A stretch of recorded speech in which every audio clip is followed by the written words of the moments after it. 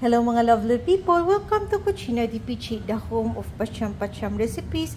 For today's Pacham video po ay magluluto lang po ako ng beef shanks na hindi ko din alam kung ano pangalan sa recipe na ito. Basta ito po yung mga ingredients nila.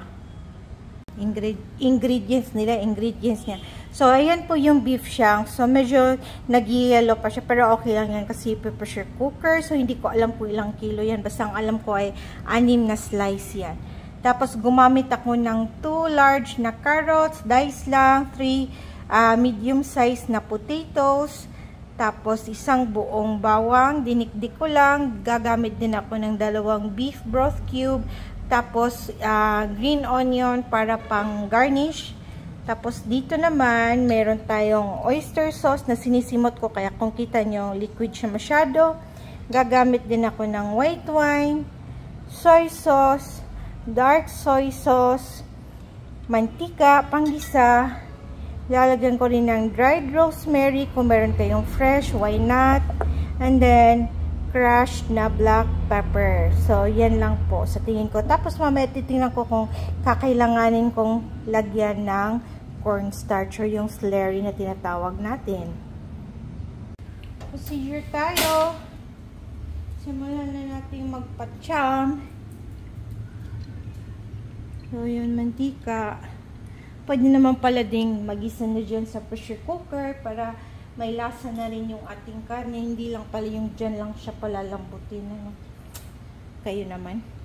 Hindi nyo ako na-inform. Yung bawang.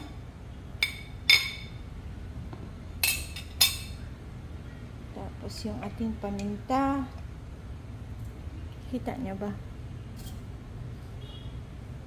Yan. 2 scoop nito. Tapos, yung ating dried rosemary, nabibili po online kung gusto nyo. 2, okay. 3 scoop na punong-puno talaga siya. And then, inetos lang natin.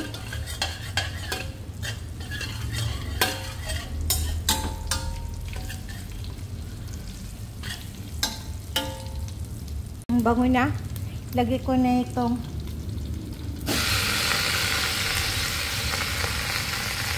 karne. Meron pa. Ayan. Sik-sik ko dito. Ayaw niya. Gusto ko yung sik-sik para hindi masyadong maraming tubig mamaya. Sandali lang. O, diba? Naisik-sik ko siya. Yung ating 2 beef broth cube. Kaya hindi na ako naglagay ng liquid seasoning kasi meron na yan.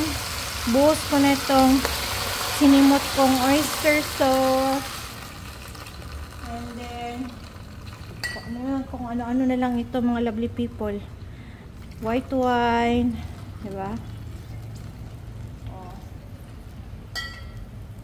Kanya-kanyang trip nga lang yan. Soy sauce. Anong gusto nyo, no? Kung anong available sa mga refrigerator natin. Ganun talaga yun. Nagdagan pa natin ng soy sauce. And then, lagi kong sinasabi, si dark soy sauce ay pampaganda yan siya. Ng kulay ng mga niluluto natin. Mga ganyan, mga stew, mga braised, mga adobo. Lalo na sa pansit. Napaka-perfect nito. And then, ngayon, lalagyan ko na siya ng tubig. Para isara ko na yung ano niya para mag-start na siyang magkulo-kulo. Okay? Mineral water po ito kayo dyan.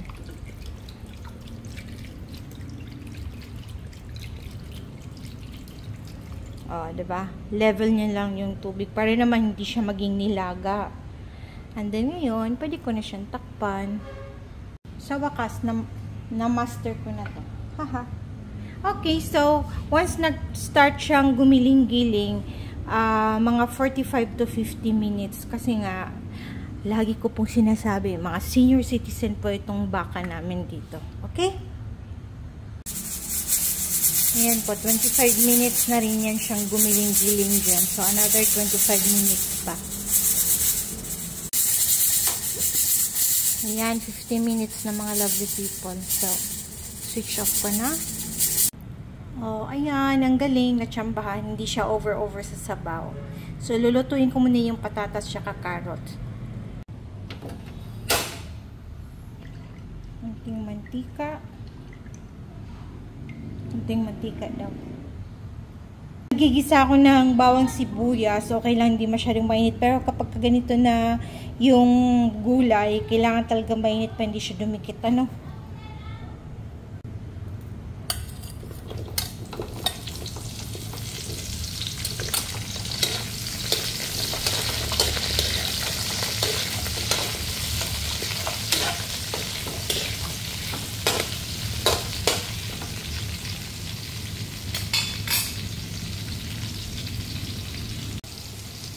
After 5 minutes, lagyan ko ng broth.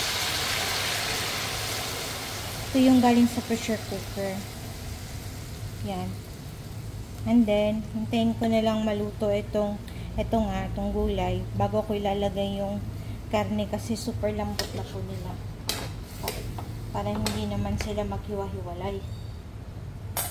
Okay. Takpan ko lang para mas mapabilis. Tadang! Namatay po yung ilaw. Nag-brown out, nag-black out. Yan, so mukhang malapit na rin naman ito maluto. Siguro pwede ko nang dahan-dahan ilagay dito yung karne. Kita niyo po. Super lambot. Diba? So, lagay ko muna sila. Grabe na i-touch. Content is real kahit wala nang halagoy kurente. Pastilan, mga lovely people. So, mga lovely people, tinanong ko yung amo ko kung anong gusto niya. Yung malapot na sauce o yung ganito.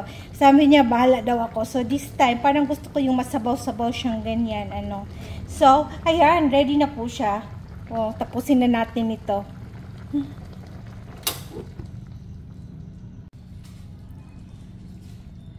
Buti na lang may emergency lamp.